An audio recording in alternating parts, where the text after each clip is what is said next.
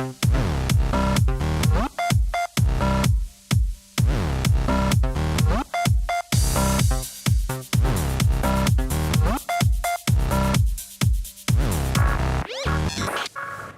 back to Comic Con Live 2014 on BeTerrific, on GeekBeat.tv, on Planet 5D. I'm Michael Artsis. Thanks so much for joining us from New York City. It's so amazing here. The atmosphere is great, and we just keep moving on and moving on.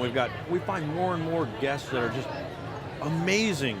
We've got Tricia here. She's got Legends of the Night, which is an unbelievable film. You guys did a film on people who have used Batman to inspire them to do great things. How'd you come up with the concept? You know, my husband just thought of it one day. He just thought, you know, I have been such a fan of superheroes, and particularly Batman, for so long, and it's really helped me in my life. I wonder if there are a lot of other people who have used that as an inspiration to do great things in their life. So it's really interesting that you say that, because I love Batman, and the reason why I love Batman is because I think is because I love Batman more than any other superhero, because I feel like I could be Batman, right? Yes. Is that he didn't have a superpower. Yes. It was that he created and he became a vigilante, right? Exactly. Like, you know, it wasn't like I was born and I could fly, or right. I could run faster than anybody, or I could live in water, or I was right. invisible. I didn't have to be that, and I think that Batman, because of that, perpetuates exactly what you're saying and inspires other people to do good because of that. Right. We have stories in the film of people who have overcome illnesses, people who have fought cancer, people who have raised tens of thousands of dollars for, you know, worthy causes. There are 12 stories in the film. Okay, and what's your favorite one? My favorite would have to be a little boy named Kai. He lives in Texas, and he had leukemia, and it was very, very intense. He was in the hospital for months, and he and his mom, the story's really about his mom too, but he didn't have a dad, and he kind of adopted Batman as his father figure. Wow. And he would actually say to the nurses when he went in for chemo, "I am Batman." And he would wear his Batman pajamas, and he used that as his inspiration to get through the illness. And that's very much like the story with the Batboy. Right. You know, and it was Boston or Chicago or everywhere it became. Yes. And that was such an inspirational story and went viral on ESPN and everything. Right. And I love to hear about that stuff. And again, I think that it goes back to the fact that he could become Batman. Like, you could believe that. It's believable. Exactly. That's a great story. How long were you guys working on the film? It took us 2 years. Wow. We did 2 crowdfunding campaigns. We started from nothing. We were a Kickstarter? film. We did our first one on Indiegogo, second on Kickstarter. And how do you like that platform for people who are looking to be creative? Kickstarter is amazing. It has a little bit of functionality that Indiegogo doesn't have, but they both worked really well for us. And 2 years. Yep, 2 years. And did you ever think you weren't going to get it done?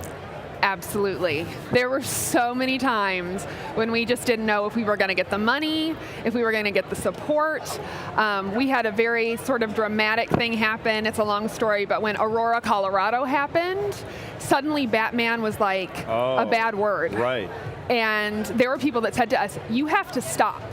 This is now in bad taste."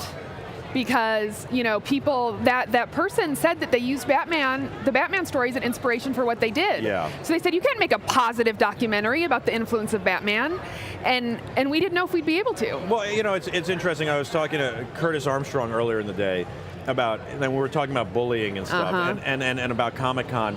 And I don't see much of that here, and that's good. And he says it's here, and I get it. I of course, that's everywhere. Yeah. And unfortunately, it's the same concept, is that there's always a few bad seeds that spoil it for everybody. Right. I'm glad that you didn't give up on the project. You kept moving forward. Right. And this can also serve as an inspiration for other people and show people what's possible. I think that's great.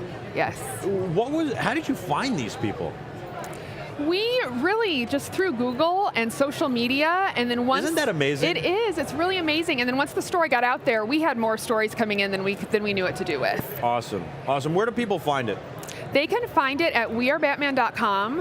It is being distributed by Virgil Films, who has a booth here, and it is being released next month on November 18th. iTunes, is it? It will be November 18th. November iTunes, 18th. Amazon, all those big platforms. Awesome.